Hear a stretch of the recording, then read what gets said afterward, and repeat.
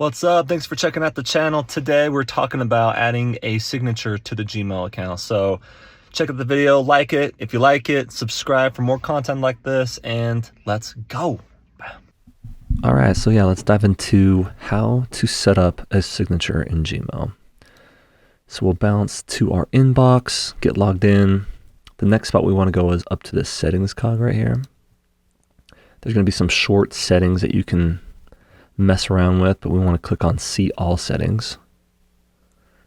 Once we get in here, there's a lot of different tabs for tons of different settings, but we're going to stay in general and scroll all the way down almost to the bottom until we get to signature. And right now I don't have any, so we are going to create one. So we go ahead and click create new. It's going to have you title it. You can actually have multiple signatures and assign them for different things, but we'll start with the basics. So I'll title mine, and then it allows you to obviously choose which signature you want to edit, and then start typing up what you want your signature to be. So I'm just gonna type in some general information. Maybe we want to throw a phone number in here and an email.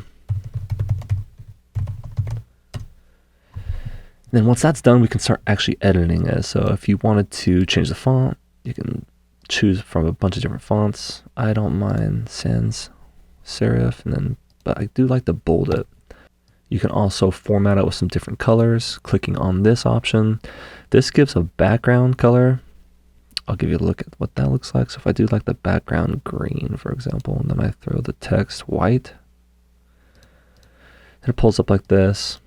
If you'd like, otherwise, we'll just do the default. Maybe we can change the text to be something professional. I don't mind green. Let's go green. So yeah, some nice little formatting type things. You can obviously center this thing and throw it around in a couple different spots. Typically, it's most appropriate to keep it on the left side. And then if you'd like, you can also add a picture in here. So let's see if I got a picture I can pull up. Oh, this is perfect. It's going to be ginormous when you first do it, so what you want to do is click on it and maybe make that small. You can also go medium if you really want to make an impression, or large, but small seems most appropriate. You can also throw like a logo in there that you created for a business or something like that, but this is the most common way to create a signature. Very smooth, very easy. Once you get this done, they did make a few changes with this signature. It used to kind of default to this, but you do need to come down here and choose what signature you want to use for new email use. So you need to choose the one that you just created. And then also for replies, it doesn't default to that. So you want to choose the signature you want to use for replies as well.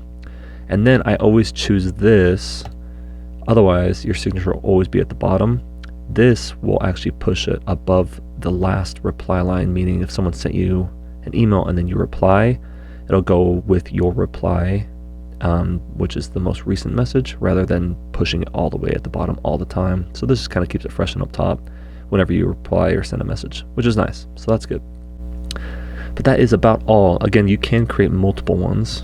So if we created a test, you could actually have a different signature for the reply or for the new if you'd like.